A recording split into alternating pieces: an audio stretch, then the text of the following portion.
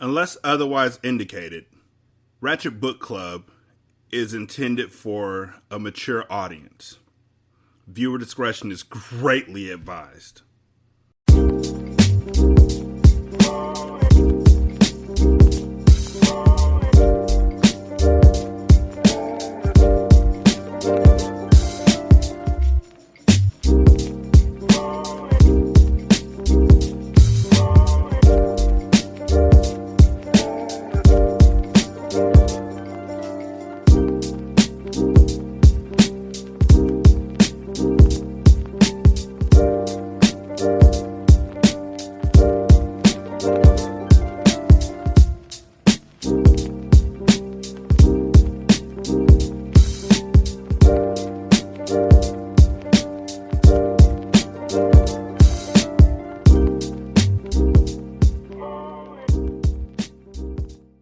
Welcome to Ratchet Book Club, where we read hood classics and good classics. I'm Derek. 916-633-1537, ratchetandratchet@gmail.com, Ratchet Book Club on Twitter, Ratchet Book Club on Facebook. Part 2. Darkness Gathers. I pointed out to you the stars, and all you saw was the tip of my finger. Tanzanian proverb. If the tiger sits, do not think it is out of respect. Nilotic proverb. Chapter 9. Chief Van Jackson got the call Saturday morning. Someone had turned up missing. Tawanda Gary, 19 years old, had vanished from the home at which she was babysitting last night. The woman of the house had come home late from work and discovered that her 2 children were home alone. And when her worthless pothead man came in at dawn, he was clueless too. A call to Tawanda's grandmother, whom she lived with, didn't turn up any leads either. Her grandmother hadn't seen Tawanda since she had left to babysit.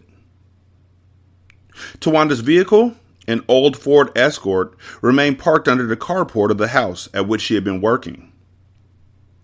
Kidnapping and abduction were extremely rare cases in Dark Corner. Jackson had handled an abduction case only once, and that had been over 10 years ago. Murder was equally rare. The only murder in recent memory was when a man killed his wife in the midst of a domestic dispute, and the murderer had actually called Jackson personally to give himself up. I'm sorry, I sighed on that because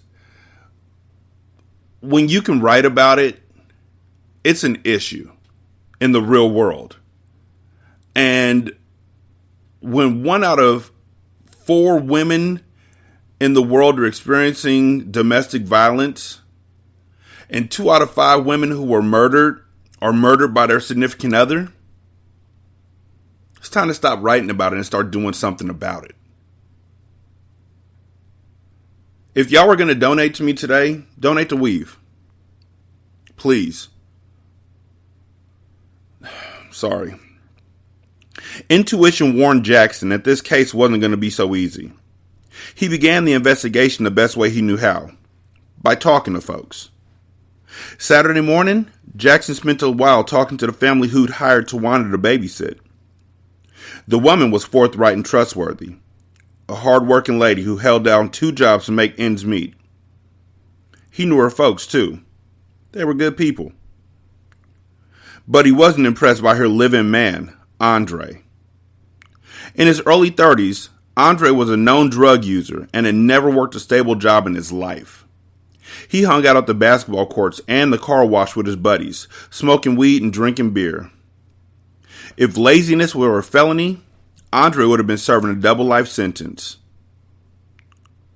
Every time Jackson saw the man, he thought of Jalil and what could happen to his boy if he didn't get his life on track.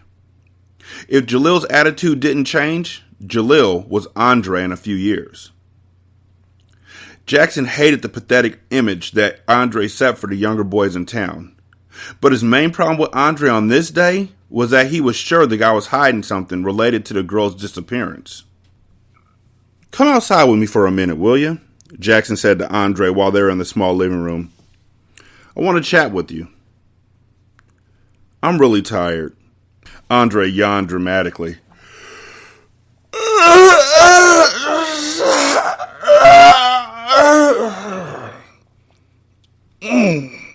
I was out all night. Ain't gonna take but a minute, Jackson said. Reluctantly, Andre followed him outdoors. Jackson leaned against the patrol car. Andre watched him, his hands buried in the pockets of his baggy jeans, restlessly jingling coins. Andre didn't look tired. He looked scared. First off, Jackson said, I don't care about your reputation for smoking weed. We ain't here to talk about that. But I don't smoke? Don't start lying to me, all right? Jackson said. I don't want to hear it. It ain't the issue. Andre drew in a shaky breath. I don't know what happened to Tawanda, Chief. I really don't. Jackson removed his hat and began to straighten the brim. I'm the kind of man, I listen to my intuition. You know what it tells me? It tells me you're telling the truth. Part of it. I ain't lying, Chief, Andre said. I rolled out as soon as she got here to watch the boys, and when I got back to the crib, my woman was already here and said that Tawanda was gone. I don't know nothing. Jackson had finished flattening the edge of the hat. He set it back on his head. What are you scared of, Andre? You're shaking like a leaf. Andre lowered his head. I ain't scared. You got fear stamped all over you, buddy. Andre dragged his hand down his face. Look, I can't talk about it. Can't talk about what? You can't hide information that can help solve a crime. That's obstruction of justice, buddy. You serve time for that. Andre raised his head. His eyes were wet-looking, as though he were about to cry. You need to check out the crib up there, Andre said. He quickly motioned towards the horizon, then dropped his arm as if he had gotten an electric shock. Any wicked shit going down here? You better look up there first. Jackson had followed the man's finger. The only house up there was the Mason place. A coldness wrapped around Jackson, like a mantle of ice. All right now, Jackson said. You gotta explain what you mean. What's Jubilee got to do with the girl? Hell nah, Andre said. I done already told you too much. I ain't getting any deeper into this shit. Andre fled inside the house. He slammed the door in Jackson's face. Jackson knocked. Open up, buddy. We ain't done chatting. No one answered. Jackson knocked again, then rang the doorbell, and still they ignored him. It surprised him. He had never faced resistance like this from folks in his own town. But one thing was clear. Andre was scared out of his mind. He briefly considered using some official force to make Andre speak to him, but he decided against the idea. The guy was flat out too scared to talk, and he had directed Jackson towards a source that might bear fruit. Jackson didn't like to push folks too hard. It wasn't his style. A good thing, really, because in a small town like this, he'd never need to be that tough to get the job done. He only hoped that this case would not push him over the edge. Sighing, he walked back to the cruiser. He glanced at the Mason house, sitting way up there on the hill. All week, he had procrastinated visiting the house's mysterious new resident, the bald-headed, sharply dressed black man he had seen driving around town in a Lexus SUV. He told himself that he was too busy fighting crime to squander energy on a small-town pleasantry. But if he were being honest with himself, he had to admit that the house made him uneasy. Like most residents his age who lived in dark corners their entire lives, he had grown up hearing frightening tales about Edward Mason's mansion.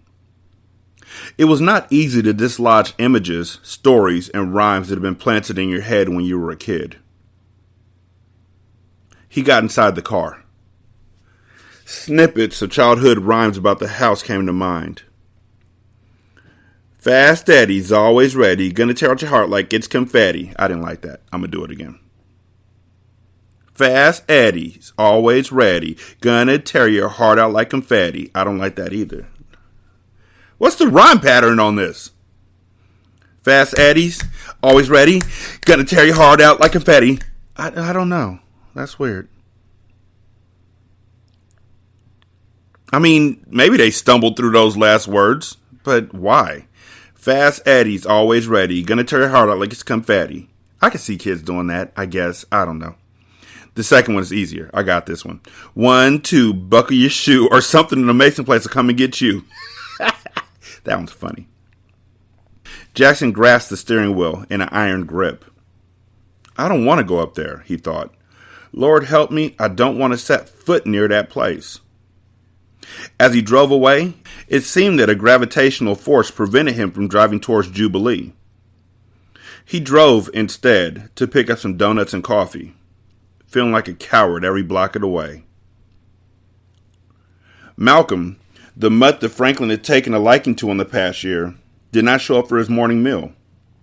Like one of Pavlov's hounds, the canine usually came running to the house within minutes of Franklin filling the bowl with Purina dog food at 9 o'clock. Franklin whistled. Malcolm, it's time to eat, my friend. The dog always entered the yard from the alley, squeezing between the garage and the dumpster. But the dog did not appear. Franklin frowned. He waited outside a few more minutes, and when Malcolm didn't appear, he went inside. Ruby sat at the kitchen table, sipping coffee and reading the newspaper. He settled into a chair beside her. My dog is gone, he said. He'll probably turn up in a little bit, Ruby said. Don't worry, honey. Malcolm isn't wearing a watch, you know. Of course, he said, not sure if he agreed with his wife's opinion at all. He had a feeling that something terrible had happened to the dog. Perhaps it had been struck by a vehicle, or injured in a fight with another animal, or had eaten something that made him ill. Or perhaps something worse. He did not understand the cold finger of dread that traced along its back. It resisted rational explanation. It was a presentiment of doom, like smelling the sour odor of an imminent thunderstorm. Malcolm's disappearance was a bad sign of something. But what? Jalil's father required that he go to the police station at 9 o'clock on Saturday morning to clean. Jalil arrived on his bicycle a few minutes before 10 o'clock, almost an hour later than Dad had asked him to be there. Thankfully, his father wasn't there to jump on his case about being late. The deputy, Ray Dedu, was the only person in the office. He was a nice guy, if a little weird. You need to start reading the real news, Jalil, Dedu said, as Jalil swept the floor. Dedu raised the latest tabloid he had been reading. It had a lurid headline. Lazarus in Arizona. Man rises from the dead. The chief won't let me show these to you, but I have a responsibility to share the truth. Sure, Jalil said. Man, what a nut. Where had Dad found this guy? As Jalil pondered how to respond to the loony deputy, his father's patrol car pulled up. Dedu hurriedly put away the tabloids. Morning, fellas, Dad said. He tossed his hat on the desk. I ain't made no progress, really, on the missing girl. No one knows much of nothing. What missing girl? Jalil asked. It was the first he had heard of it. Dad sat in his desk chair and leaned back, crossing his fingers across his stomach. Tawanda Gray lives over on Boone Drive with her grandma. She was babysitting last night and has turned up missing. An image flashed with startling vividness in Jalil's mind. A man putting a large covered object inside the back of a Lexus SUV. A package that had a pair of dangling legs. At the time he'd seen it, he'd been convinced that he was not imagining things.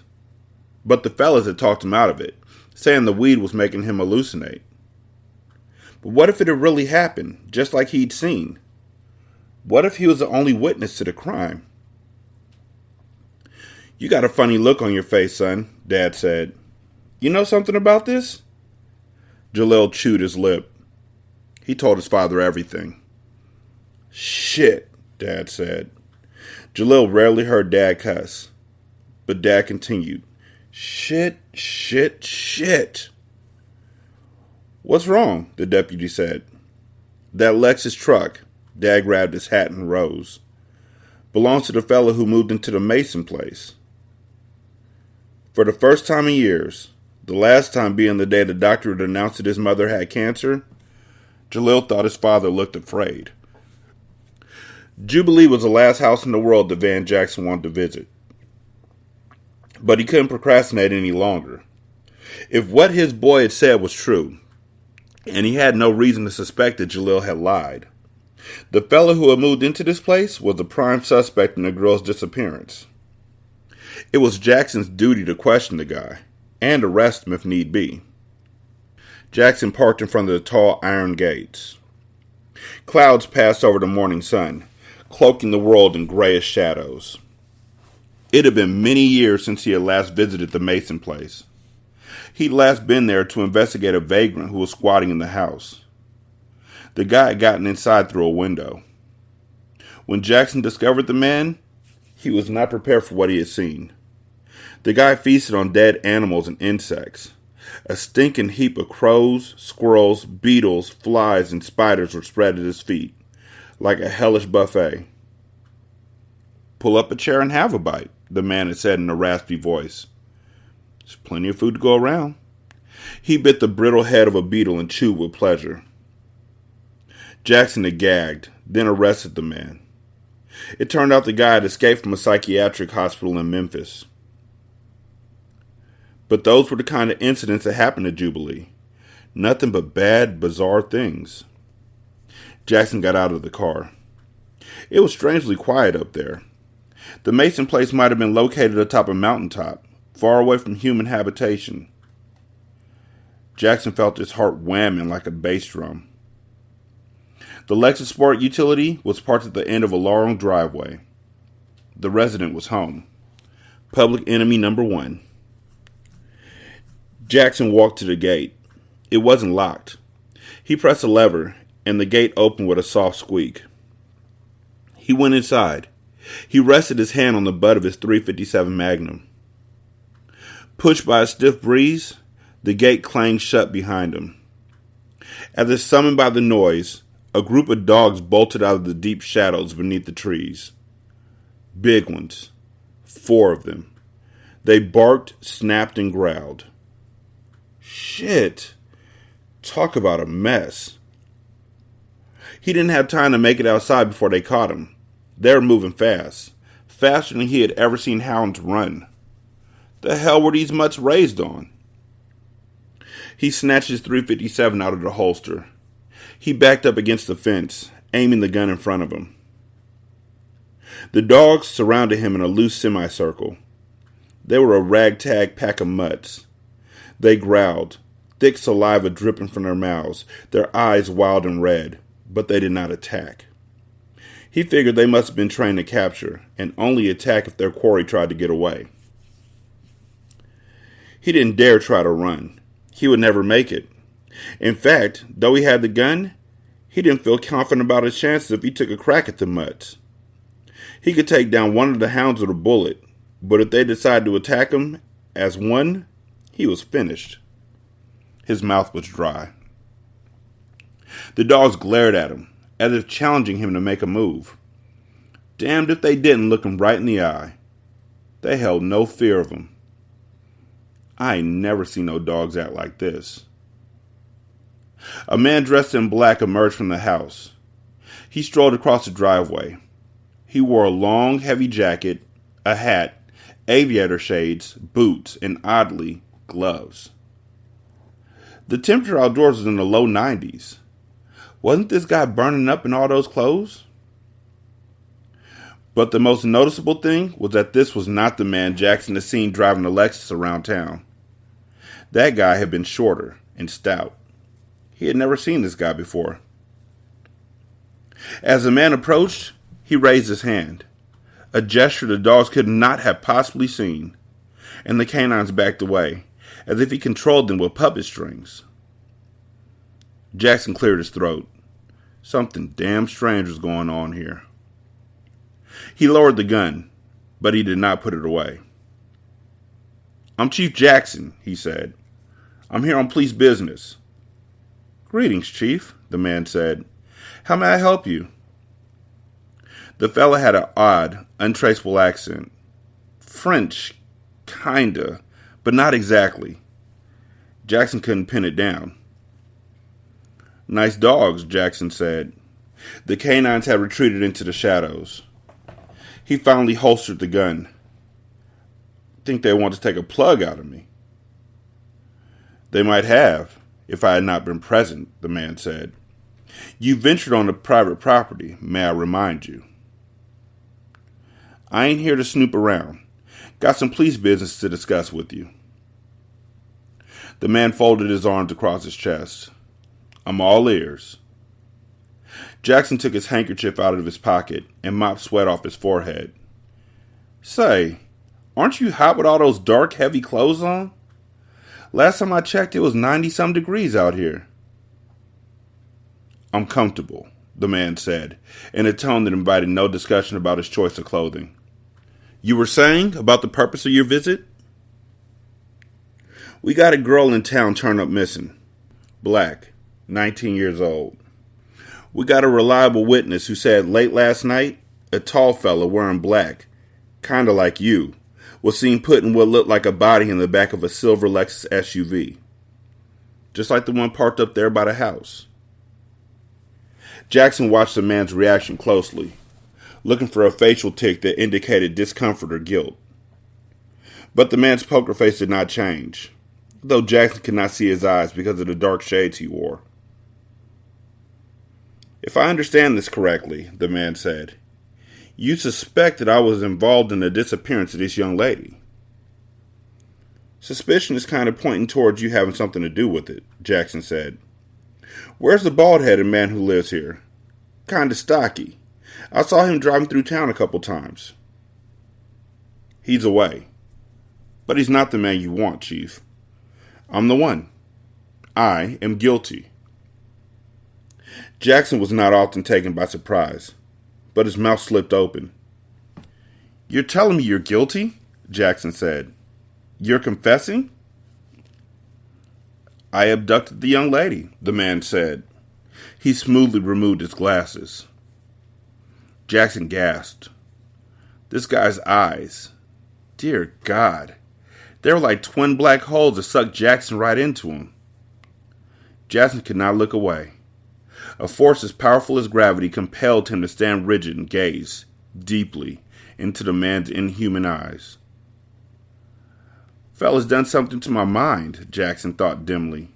Reached in and taken control of it, like in those Star Wars movies. He's working a Jedi mind trick on me, so help me God. As Jackson stood, entranced, the world receded as if swept away by a strong tide. The only reality was the man's eyes. Jackson no longer felt the oppressive heat and humidity. He no longer felt the ground under his feet and the sweat-drenched clothes that clung to his body. He no longer tasted the traces of coffee that he had sipped only minutes ago. No longer heard the soft wind that drifted across the yard. The man's eyes were his world, his universe. They were everything. When the man spoke again, his resonant voice was inside Jackson's head. Chief Jackson, you are an honorable man and desire to serve your people, but now you will bend to a power greater than yourself. I require the young woman for purposes that you cannot fathom in your mortal imagination. You will not arrest me. You will not question me further. You will not harbor any suspicion of those who currently dwell on this property. When you leave this place and continue your investigation into the woman's disappearance, you will direct your attention elsewhere. When you leave this place, you will not remember seeing me or the dogs. When you leave this place, the idea of ever visiting this residence again will fill you with paralyzing fear. You will not remember me issuing these commands to you. You will act upon them as though they spring from your own consciousness. Do you understand? Yes, Jackson said, numbly, not feeling his own lips move. There was a popping sound, like fingers snapping. Jackson blinked. He stood in front of Jubilee's gates, alone. Such sudden terror overcame him that he nearly collapsed. It was a wild, senseless fright, like a child's fear of the darkness. But he could not rationalize it away, could not argue it into submission. He was convinced that if he stood for another second on this property, the earth would buckle and erupt open like a hungry, gaping mouth and swallow him whole. Jesus, Jesus, Jesus, babbling, he ran to his patrol car. He hustled behind the wheel and roared away, spinning up gravel. He did not look back. Concealed in the shadows under a maple tree, the dogs flanking him, Kyle watched the police officer flee in his vehicle. Mother frowned upon controlling the minds of men. She believed in finding peaceful ways to coexist with humans and manipulating them through subtle, indirect means. Mind control was only to be used in the most extreme situations. Kyle doubted that Mother would approve of what he had done to the chief, but so be it. His father approved. Father had encouraged him to confront the police officer and command him to do his bidding. Kyle loved his growing confidence in exercising his talents. Being in his father's presence was transforming him, freeing him. He could feel the shackles of Mother's stringent rules falling away from his spirit, liberating him to become the powerful vampire that he had the right to be. A vampire like his father. You must claim your birthright, my son, Diallo had said. I am a king, and you are my prince. Put away childish things, and be my prince. Kyle knelt in the grass. The hounds pressed close to him, competing for his attention. They were eager to fulfill his will, the will of a prince. Tonight, he would hunt again for his father, and he would take the dogs. Late Saturday morning, David went to visit Pearl, the reputed psychic who he suspected had called him yesterday. He wanted to find out why she had warned him and what she could tell him about his father and the bizarre events that were going on lately. Naya had given him directions to the woman's house. Pearl lived on the northern edge of town in a small, one-story home that sat at the end of a long, dusty path ranked with oak and maple trees. David parked at the end of the drive, beside a white Jeep Cherokee. A screened-in porch fronted the house. David climbed the short flight of steps to ring the doorbell. He found a note taped to the door handle.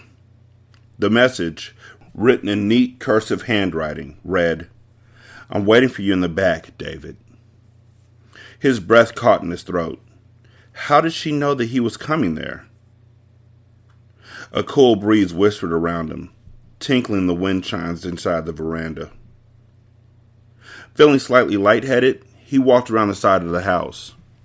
He wandered into the rambling backyard, and it was like walking into a botanical garden. Bright flowers and lush plants grew everywhere. He saw a small figure moving amongst a flourishing rose garden in the far corner of the yard. That was where he was headed. He was unprepared to see what Pearl looked like. She appeared to be in her early 20s. She was short, perhaps 5 feet tall, and petite. Her lustrous black hair was woven in thin braids that hung to the middle of her back. She had large, almond-shaped brown eyes. Her smooth skin was the color of mocha. She wore a green tank top, denim shorts, and sandals. She's like a black china doll, David thought. However, her beauty was not the sort that brought to mind swimsuit models or voluptuous women in hip-hop videos. Hers was the beauty of delicate features that were sculpted in perfect balance. She looked at him, holding a yellow rose between her slender fingers. A large monarch butterfly crept along the petals. "I'm David Hunter," he said. "You called me yesterday." She smiled. Her voice was soft and musical. "Greetings, David Hunter. You arrived just when I thought you would." "How did you know I was coming?" "How did I know the sun would rise this morning? It was meant to happen." He frowned. Was this what talking to her would be like? Sentences full of New Age babble? Pearl cocked her head and smiled. She knows what I'm thinking, he thought. She knows that I'm a skeptic. "Why did you call me?" he asked. "Your name was given to me. I had not known that you had moved into the town, and I dialed the number not knowing whether anyone would answer. But of course, you did." What do you mean my name was given to you? By whom? I am only a receiver, David. I receive messages, and it's my responsibility to pass them to the intended party. So you get psychic radio waves or something? She shrugged. That's a crude analogy, but yes. She sat gracefully on the ground, crisscross applesauce, a colorful wall of flowers behind her. Sit with me and rest. He hesitated for a beat, then he sat too. The scent of roses enveloped him. Pearl twirled the yellow rose in her fingers. The butterfly leapt from the petals and onto her knee, like a trained pet. She gently stroked its wings. You definitely like flowers and plants, he said. It's like Callaway Gardens back here. It brings me peace, she said. In life, we have to hold fast to that which comforts us. What comforts you, David Hunter? Learning the truth. What if the truth is painful, she said. Then I can deal with that. For me, not knowing hurts more than anything. It is your nature to seek the truth at all costs. It is an admirable quality, but you will suffer much heartache because of it. Some truths are best left uncovered, like serpents sleeping beneath rocks. Such as? She only shook her head. The butterfly crawled into her palm. She lifted her hand, and the butterfly fluttered away. He wanted to get back to a focused line of questioning. This talk of the agony of learning the truth was not helping him. He leaned forward. On the phone, you said I was responsible, that I had to prepare. What did you mean exactly? It means what it means. The message is simple, David. But what am I responsible for? It is being revealed to you. I cannot reveal it because I don't know. I thought you were supposed to be a psychic. She smiled, but a thread of sadness ran through her expression. Again, I am only a receiver. Sometimes the messages are quite detailed. At other times, they're vague. The communication is uniquely tailored for each recipient, based on what they need to hear. Well, mine was very vague. I felt like I stumbled into an episode of The Twilight Zone. That's actually an apt example, she said. You'll be challenged to believe in that which may appear so impossible, you'll think you have entered another reality. Okay, you've got to explain what you mean by that, he said. Please. Oh, David, she sighed heavily. Do you believe that your move into Mason's Corner was a coincidence? You came here seeking to learn about your father. Please do not ask me how I know your purpose, for to know such things is my gift. But what if everything that you have learned about your father since you've come into this town was woven into a deeper truth that you will be inclined to dismiss as impossible? You've just confused me more, he said. Listen, I've seen a ghost of my granddad that basically told me to fulfill the family legacy. I found an old Bible with weird drawings. I've talked to people who've told me my father faked his death. I've seen a photo my dad took at that supposedly haunted mansion. Then you call me talking about how I'm responsible for something. Maybe I'm dense, but I don't see how any of those things are connected at all. I'm sorry that it's confusing, she said, but I cannot grant you any more insight on the matter. You'll have to discover the meaning on your own. He blew out a chest full of air. He felt as if he were back in his college calculus class, in which the professor would have the answer to the problem, but refused to share it no matter how frustrated the students grew.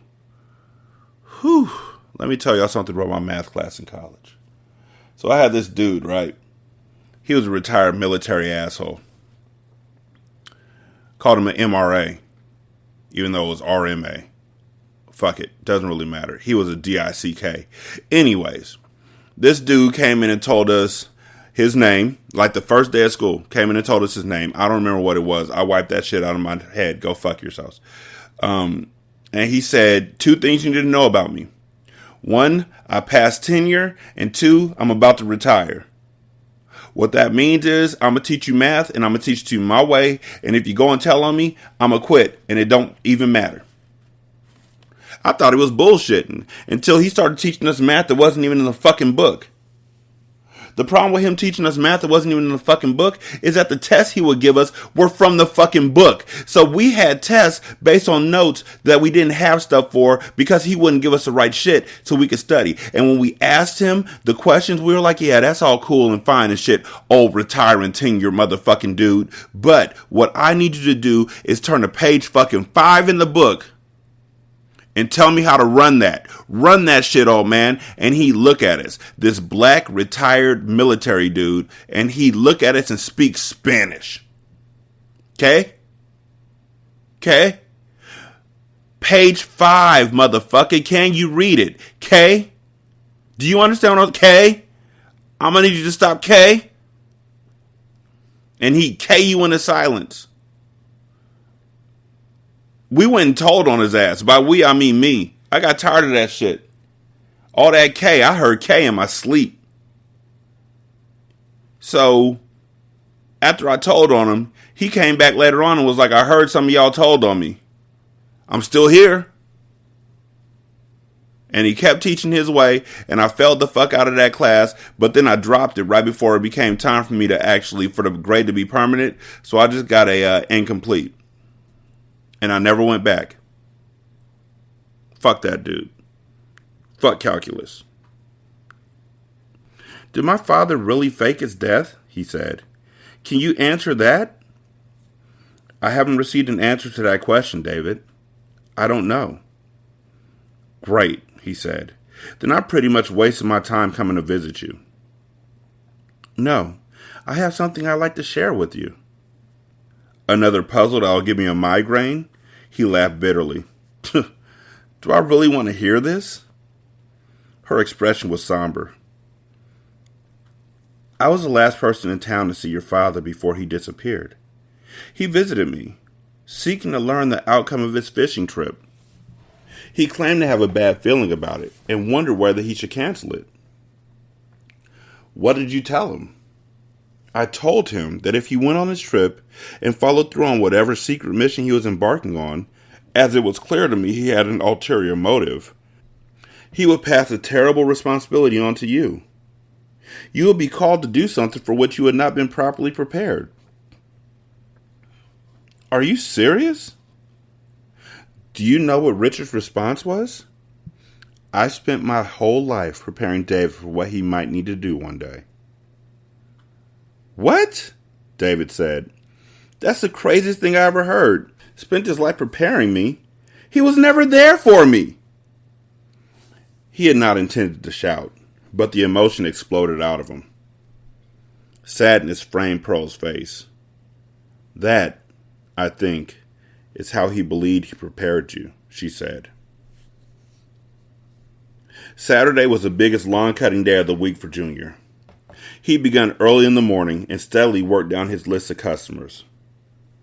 So far, he'd cut 5 lawns and earned $60. He loved the feeling of the knot of bills bulging in his pocket. He couldn't wait to get home and sock the money away in his secret hiding place.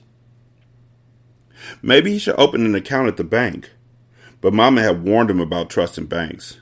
She said they took her money, and when she would go to check on it, there was less in there than what she had given them. But that was a long time ago. Maybe banks were different these days.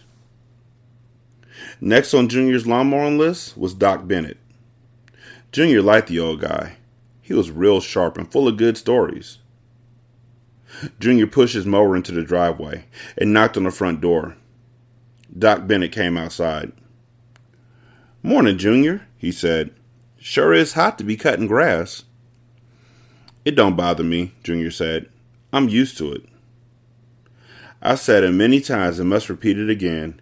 You're the hardest working man in Mississippi. John Henry wouldn't have anything on you. Who's John Henry? John Henry was a legendary African-American railroad worker, renowned for his strength. He once competed in a contest to see whether he could lay track faster than a newfangled machine. And though he won, he died soon afterward. Ain't that something, Junior said. Man died racing a machine.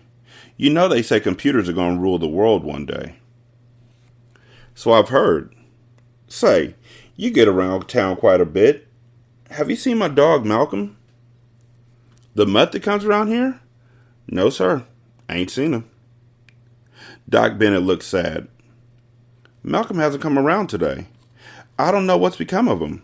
Please let me know if you see him. Sure will, Doc, Junior said. He turned to start up the lawnmower, but then he looked back at Doc Bennett. The guy had a thoughtful look on his face and stared at the sky. I'm going to tell him what happened at the cave, Junior thought suddenly. Doc Bennett was the smartest man in town and would be able to make some sense of what Junior had seen. Junior could not get his own thoughts around what he had seen that night while digging with Andre, and Andre was too scared to talk about it. The scary guy in black had warned them not to tell anyone what they had seen, but Junior had to tell someone. It was eating him up inside. He'd never been good at keeping secrets. Say, Doc, Junior said, I want to tell you something. Certainly, Doc Bennett stuck his hands in the pockets of his khakis. Go ahead, my friend. It might take a little while. Doc Bennett pursed his lips. He opened the front door. Then I suggest you come inside. Franklin had heard some amazing tales, but nothing compared to the story that Junior Hodges told him. A nighttime job offered to Junior and his cousin by the bald black Frenchman who had moved into Jubilee. Junior and his cousin digging into a cave located on the property, an earthen tomb filled with skeletons. A mysterious man dressed in black who, when he discovered Junior and Andre peeping into the cavern, flung them against the wall with an invisible force. Franklin did not want to believe it. Junior was a nice young man, but he was, unfortunately, a bit slow. Franklin did not believe that Junior was lying, but he suspected that Junior had unknowingly embellished a few elements. Even the most intellectually sound individuals found it difficult to recall incidents in flawless detail. Or perhaps, Franklin thought, I'm afraid to believe everything this young man's told me. His story goes against the grain of my beliefs. It's easier to discount his tale than accept it completely. That's all of it, Doc, Junior said, his big callous hands wrapped around a glass of water. They were in the living room, Junior sitting on the edge of the sofa, while Franklin sat in the recliner, turning his pipe in his hands. Do you believe me? Franklin chose his words carefully. Junior, that is a rather astounding story. You ain't lying, Junior laughed uncomfortably. I can't hardly believe it myself. I believe that you encountered something bizarre and unsettling, but I'll have to reserve judgment until I have more information. I'm telling the truth. His eyes were pleading. Please, you gotta believe me, Doc. I believe enough to begin an investigation. I confess that I've been curious about the motives of the persons who have moved into Jubilee. Although your story is decidedly unusual, it is far too compelling for me to dismiss out of hand. I thank you for sharing it with me. All right. Junior appeared to be satisfied. He put the half-full glass of water on the end table. I better finish cutting that grass. I got to keep to my schedule. Of course. Anytime you need to talk, Junior, I'm willing to listen. Well, thank you, Doc, Junior said. He seemed to be debating whether to speak again. Hey, what do you think of banks? Banks? I'm not sure I follow you. Would you put your money in a bank for saving? I certainly would, and I've done so for decades. We have a fine bank here in town. Are you thinking of opening an account? I kinda am, I guess. Mama didn't trust banks, but if you say I can trust them... He looked nervous. Franklin was saddened. Junior was in his early 30s, and no one had taken the time to educate him on basic finances. It worried Franklin to think of what the kid had been doing with his money. I strongly encourage you to open an account, Junior, Franklin said. You're a hard-working young man and need to protect your earnings. Give it a try. Junior grinned broadly. Thanks, Doc. I'm going to take your advice. I'm going next week. always happy to help. Franklin saw him out. Junior started up the lawnmower with a mighty pull, then began to cut the grass. Franklin returned to his chair. He tamped his pipe, lit it with a match. He considered Junior's fantastic tale. How much of it was true? Any of it? All of it? He went to the study. A large map of Mason's Corner was pinned to the wall. He had drawn the map to aid his historical research. He located Jubilee on the map and marked it with a red pencil. When Junior finished mowing the lawn, Franklin would call him inside again to determine the location of the cavern. Before he visited the cave, he needed to know where he could find it.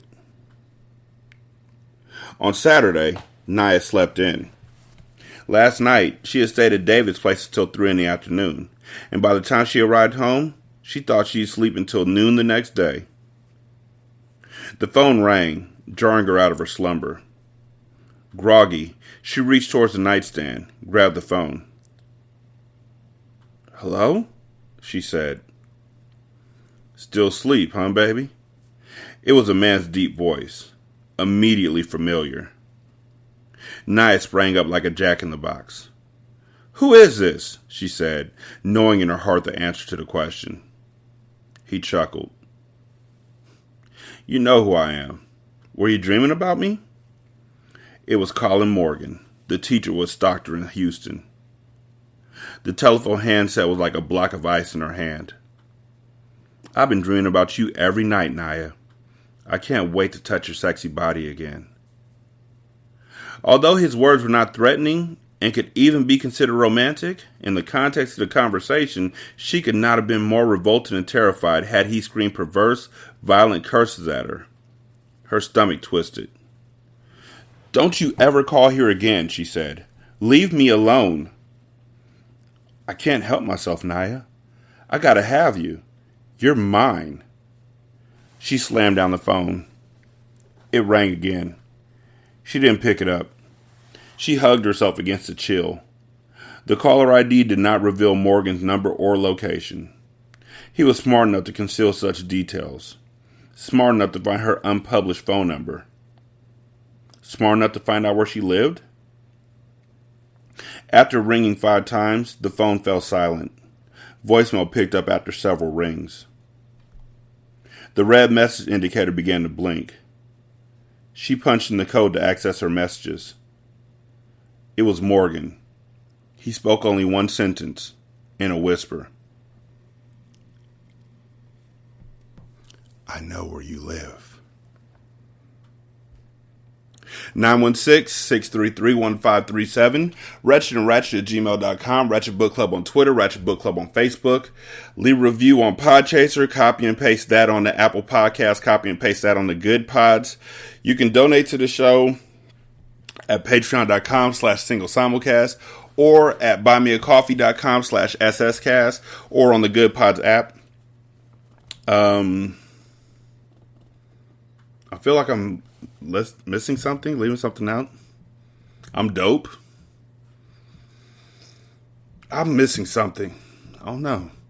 Voicemail, email, Facebook and Twitter, donation places. I don't know. Maybe not. Well, who fucking cares? I care. I mean, I should, but I can't remember. Oh, yeah. Buy merchandise. That's not something I usually say, but yeah, you should. Because it's fucking dope. It really is. And buy the book so you can read along or read ahead. I don't really give a fuck which one you do. Just buy the book from me. Because when you do that from me, I get paid. And that's important because that helps me to buy books and movies for this show and for Hindsight.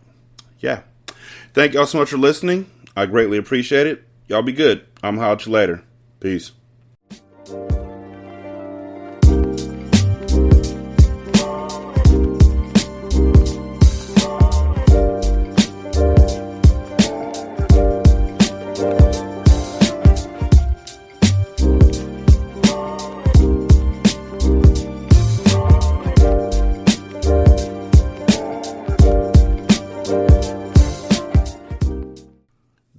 intro and outro to Ratchet Book Club is by That Kid Garan, and it's called Goodbyes. You can email him at tkgbeats94@gmail.com for more information on how to lease this beat. This is Single Simulcast.